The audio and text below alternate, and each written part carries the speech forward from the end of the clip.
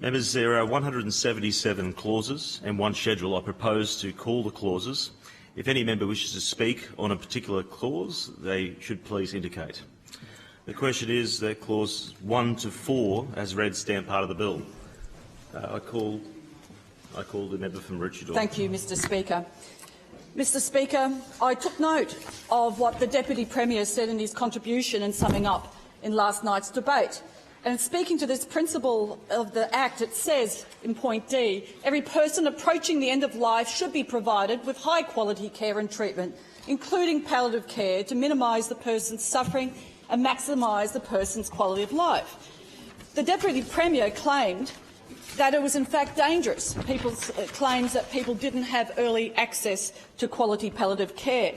And people can read his comments for themselves, but just to summarise, he said, "I'm concerned that this is not corrected.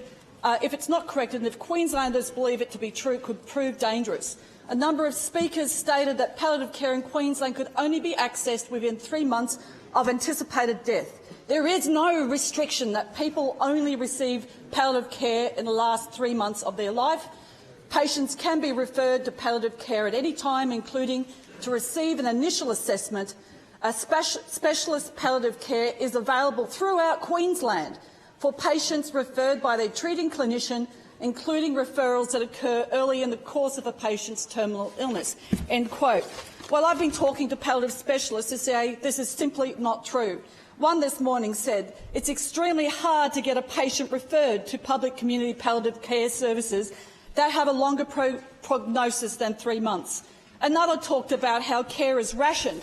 So there may not be a legal restriction on accessing quality palliative care when someone's diagnosed more than 3 months out or in the last few weeks. There may not be a legal restriction, but there's a funding restriction. The Deputy Premier has misled the House. There are other quotes I've received from those who are at the forefront of trying to care for people who do deserve quality palliative care now. But I asked the Deputy Premier, this is my question in this clause to the Deputy Premier, will the Deputy Premier and his government guarantee that someone with a terminal diagnosis can access quality public palliative care services, including with face-to-face care and specialist appointments, upon their diagnosis at least 12 months out from their anticipated death, if that is the diagnosis? I call the Deputy Premier.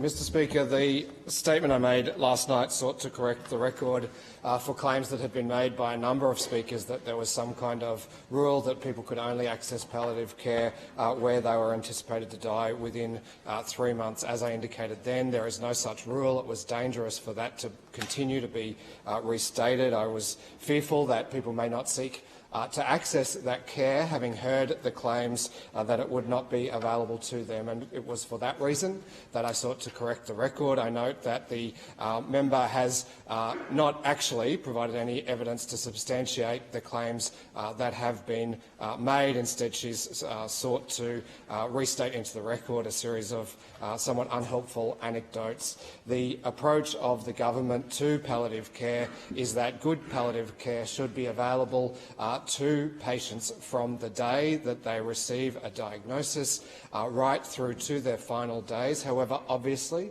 the intensity of that care increases over time, and they may, in their final weeks, require hospital or hospice care, and that's precisely what I said last night.